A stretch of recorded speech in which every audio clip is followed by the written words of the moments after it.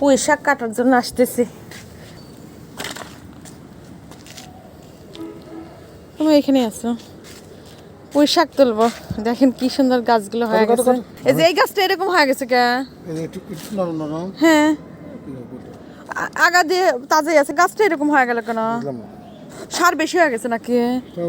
অনেক সবজি দিছি তো এই জন্য নাকি? তো গাছে অনেক পাতা হয়ে গেছে, উঠাই ফেলবো, কারণ গাছটা কেমন যেন একটু ঝামটে গেল। আমি উঠাই, তুমি ধরো। এই শাকের এরকম হয়ে গেল কেন? এত সুন্দর করে গাছটা লাগাইছে, দেখো আমি বুঝলাম না, একটু ঝামটে ঝামটে গেল কেন? এরকম ঝামটে গেল, এখন উঠাই ফেলবো এগুলো। আসলে গাছ লাগাইছি, বিসমিল্লাহ বলো, বিসমিল্লাহির রহমানির রহিম। একটা নতুন গাছ লাগাইছি, অনেক ভালো লাগে গাছ থেকে শাক উঠে খাওয়ার মধ্যে একটা অন্যরকম তৃপ্তি।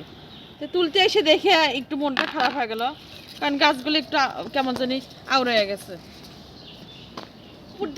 উপরে ঠিক আছে, নিচের গুলো একটু কেমন জানি শুকনো শুকনো হয়েছে।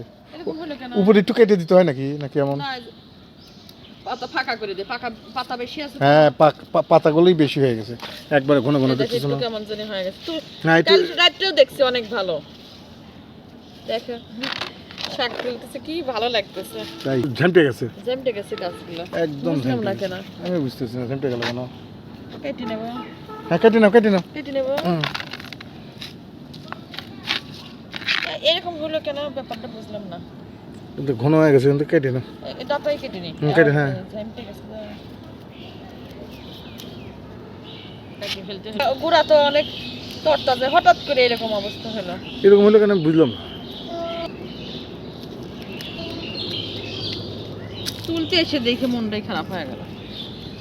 কালকে রাতেও দেখছি অনেক তরতাজা ছিল, এখন তুলতে এসে এই অবস্থা দেখছি।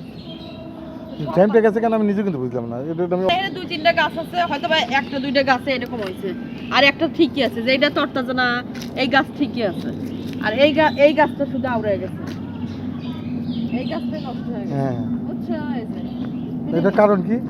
কি জানো, এখন সার বেশির জন্যই নাকি হঠাৎ করে এরকম হলো কেন।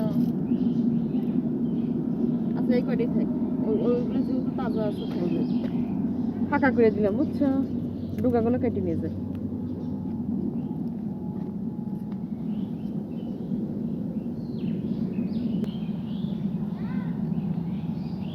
কি দিয়ে খাবো, কি দিয়ে রান্না করবো? শুটকি মাছ নাই? শুটকি নাই তো, ফাঁকা করে দিলাম। সেদিনকে শুটকি মাছ নিয়ে আসছিলাম, সব শেষ। ডাল দিয়ে রান্না করবো, এগুলো কাটো। এইগুলো ডাটা কেটে।